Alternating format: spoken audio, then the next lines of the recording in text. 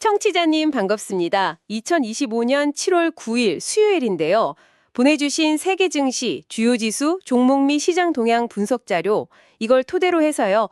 요즘 글로벌 시장 돌아가는 핵심 흐름을 좀 명쾌하게 정리해 드릴게요. 시작부터 아주 뜨거운데 미국 증시, 특히 나스닥이요.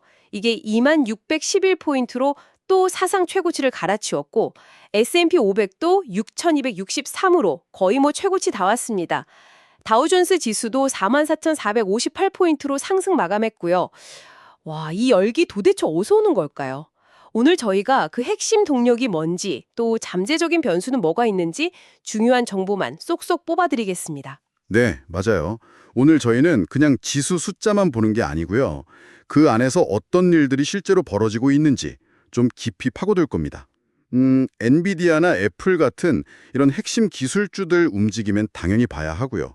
또 채권 시장의 미묘한 신호들, 달러나 원자재 가격 변동, 그리고 트럼프 전 대통령 관세 발언이라던가 연준 의사록 같은 거, 이런 시장을 흔드는 변수들까지 이 흩어져 있는 정보들을 잘 연결해서 좀 큰 그림을 보실 수 있도록 도와드릴게요. 좋습니다. 그럼 바로 본론으로 들어가 보시죠. 미국 시장, 특히 기술주 중심의 상승세가 이게 정말 무섭습니다. 뭐랄까, 이거 정도면 과열 아닌가 싶기도 한데 이 강력한 상승의 근본적인 이유, 역시 그 AI인가요? 네, 핵심 동력은 여전히 AI하고 빅테크죠. 특히 NVIDIA는 어제 장중에 시가총액 4조 달러를 넘어서는 기염을 토했습니다. 종가는 1.8% 상승에 그치긴 했지만 그래도 시장이 AI에 거는 기대가 어느 정도인지 확실히 보여주는 거죠. AMD나 슈퍼마이크로 같은 다른 AI 관련주들도 덩달아서 강세를 보였고요. 아, 역시 엔비디아군요. 네. 다만 애플은 좀 다른 얘기가 있습니다. 10년간 회사를 이끈 최고 운영 책임자 COO 제프 윌리엄스가 갑자기 사임을 했어요. 이게 주가에 약간 부담이 된 걸로 보입니다.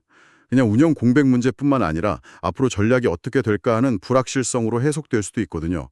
마이크로소프트 MSFT는 비교적 조용했고요. 아, AI 열풍 속에서도 개별 기업 이슈는 또 변수가 되는군요. 근데 여기서 그 시장 분위기를 확 바꿀 뻔한 소식이 있었잖아요. 트럼프 전 대통령의 그 관세 폭탄 발언 말입니다. 구리에는 50%, 반도체나 제약에는 200%까지, 심지어 브릭스 국가 전체에 10% 관세를 매길 수 있다. 이렇게 언급하면서 시장이 좀 출렁했죠. 바로 그 지점입니다. 이 발언 나오자마자 구리 가격이 하루 만에요. 무려 13%나 폭등을 했습니다. 톤당 5.645달러까지 치솟았어요. 정말 시장이 즉각적으로 반응한 거죠. 덕분에 프리포트 맥모란 같은 구리 채굴 주가는 날아올랐습니다. 와, 13%나요? 엄청나네요. 네. 근데 흥미로운 건요. 같은 날 금 관련 채굴주들은 오히려 크게 하락했다는 점이에요.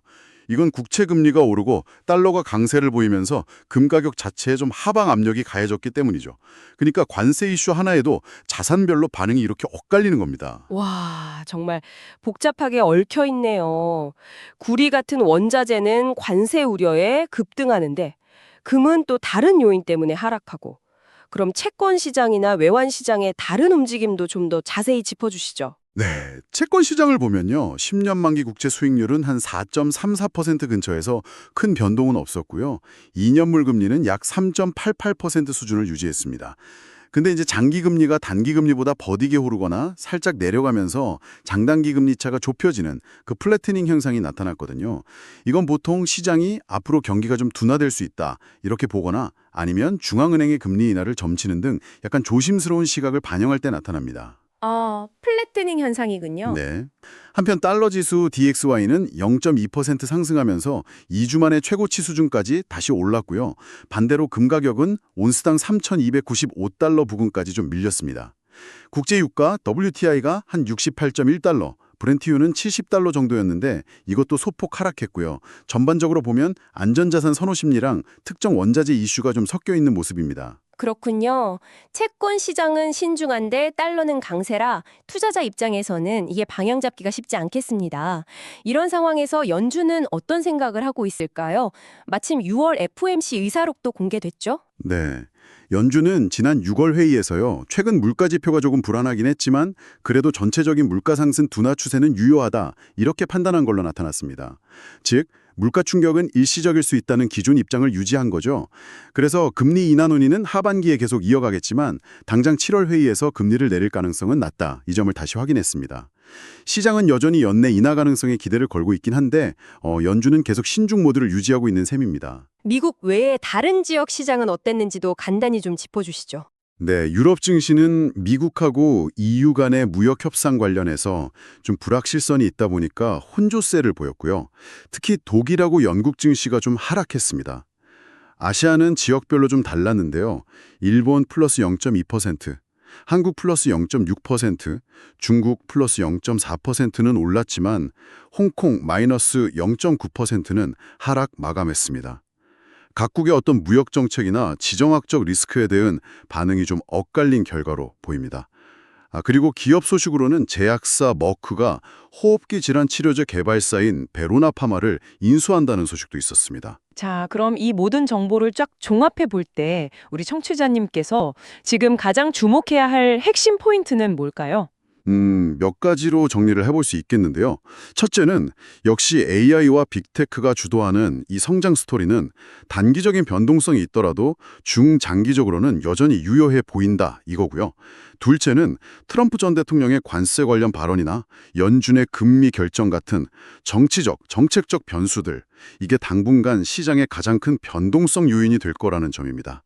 셋째, 채권 금리의 미묘한 움직임이나 달러 강세는 잠재적인 위험 신호일 수는 있지만 하반기 금리 인하에 대한 기대감 역시 시장을 지지하는 중요한 힘이라는 거죠. 그래서 자료에서도 제안하듯이 포트폴리오 전략 면에서는 금이나 달러 같은 전통적인 안전자산 비중은 좀 조절하고 AI 관련 기술주나 인프라 투자는 유지하되 구리처럼 관세 이슈나 경기 사이클에 민감한 자산으로 일부 분산 투자를 고려해 볼 만한 시점이라고 할 수 있겠습니다. 명확한 요약 감사합니다. 결국 이 기술 혁신이 가져올 미래에 대한 기대감하고 또 당장 눈앞에 닥친 무역 갈등이나 정치적 불확실성이라는 현실, 이 사이의 줄다리기가 계속되는 형국이네요. 이런 복잡한 환경 속에서 청취자님께서는 미래 성장에 대한 투자와 현재의 위험 관리 사이에서 자신만의 최적의 균형점, 이걸 어떻게 찾아 나가실지 한번 깊이 생각해 보시는 건 어떨까요?